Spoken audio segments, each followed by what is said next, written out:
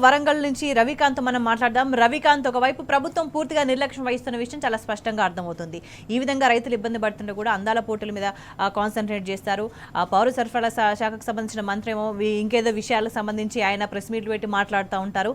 అయితే ఈ ప్రభుత్వం పూర్తి స్థాయిలో కనీసం మానవత్వం లేకుండా వ్యవహరిస్తుంది, రైతుల పట్ల చాలా కర్కశంగా వ్యవహరిస్తుంది అనే విషయం చాలా సందర్భాల్లో అర్థమవుతుంది. అంటే ఈ ప్రభుత్వం కంటే, ఈ సర్కార్ కంటే క్రూర మృగాలే నయం అని భావిస్తున్న సిచ్యువేషన్ అనిపిస్తుందా? అంత దౌర్జన్యంగా, అంత దాష్టికంగా ఈ ప్రభుత్వం రైతుల పట్ల వ్యవహరిస్తుందా?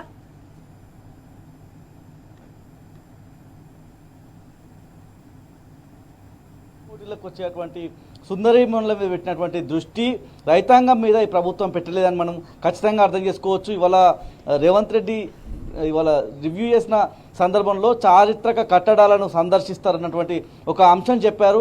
ఉమ్మడి వరంగల్ జిల్లాలో మనం చూసినట్లయితే ఇటు కిలా వరంగల్కి సంబంధించి కావచ్చు, రామప్ప ఆలయాన్ని సందర్శిస్తారన్నటువంటి ఒక అంశం అయితే మనకు తెలుస్తూ ఉంది. ఇప్పటికే ఇక్కడ ఉన్నటువంటి జిల్లా కలెక్టర్లు కూడా ఆ అంశానికి సంబంధించి ఎప్పటికప్పుడు సమీక్షలు చేస్తూ ఉన్నారు. ముఖ్యంగా వాళ్ళకి అన్ని ఏర్పాట్లు చేయాలన్నటువంటి అంశంలో అధికారులకు సూచనలు చేస్తూ ఉన్న సందర్భం మనకు కనిపిస్తూ ఉంది. మే 14కు మనం ఇప్పుడు చూసినట్టయితే దాదాపు 15-16 రోజులు మనకు గడువు ఉన్న సందర్భం. అంటే ఒక ప్రాంతానికి సంబంధించి హైదరాబాద్ నుంచి వరంగల్కి వచ్చిపోవాలంటే ఒక 200 కిలోమీటర్ల దూరం ఉంటుందనుకుంటే ఒక 2-3 రోజుల ముందు నుంచి కూడా ఏర్పాట్లు చేస్తే సరిపోతుంది. ముఖ్యంగా వాళ్ళకి కావాల్సిన భద్రత కావచ్చు, వాళ్ళకి కావాల్సిన ఏర్పాట్లకు సంబంధించి కావచ్చు, ఇన్ని రోజుల ముందు రివ్యూ చేయాల్సిన అవసరం ఏమొచ్చింది? ఇక్కడ ప్రధానంగా రైతులను గాలికి వదిలేశారన్నటువంటి అంశం అయితే మనకు ప్రధానంగా గుర్తు చేసుకోవాల్సిన అంశం ఖచ్చితంగా ఉంది. మరొక 2 సమస్యలు కూడా మనం చూసినట్టయితే ఇవాళ సన్నధాన్యం కొంటామని చెప్తున్నటువంటి ప్రభుత్వం నేపథ్యంలో దొడ్డు ధాన్యం తీసుకొచ్చినటువంటి రైతులను పూర్తిగా నిర్లక్ష్యం చేస్తూ ఉన్నారు. దొడ్డు ధాన్యం మాది కొనరా అన్నటువంటి ఒక అంశాన్ని అయితే రైతులు ఆవేదన రూపంలో చెప్తా ఉన్న సందర్భం కూడా మనం చూస్తూ ఉంది.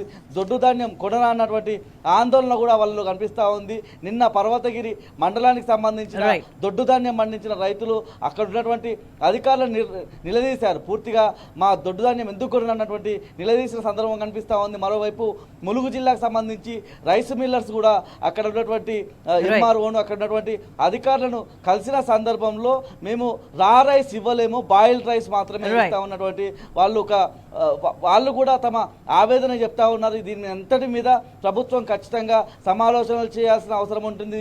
ఒక స్పష్టమైన అవగాహన రైతులకు కావచ్చు, మిల్లర్లకు కావచ్చు కల్పించాల్సిన అవసరం కూడా మనకు కల్పిస్తూ ఉంది. ఎందుకంటే మిల్లర్లు మోసం చేస్తున్నారని ఇటు రైతులు చెప్తా ఉన్నారు, మేము ప్రభుత్వం ద్వారా మోసం పోతున్నామని చెప్పి మిల్లర్లు కూడా చెప్తా ఉన్న తరుణంలో ఈ అన్ని అంశాల మీద ప్రభుత్వం ఖచ్చితంగా రివ్యూ చేయాల్సిన అవసరం మాత్రం కనిపిస్తూ ఉంది.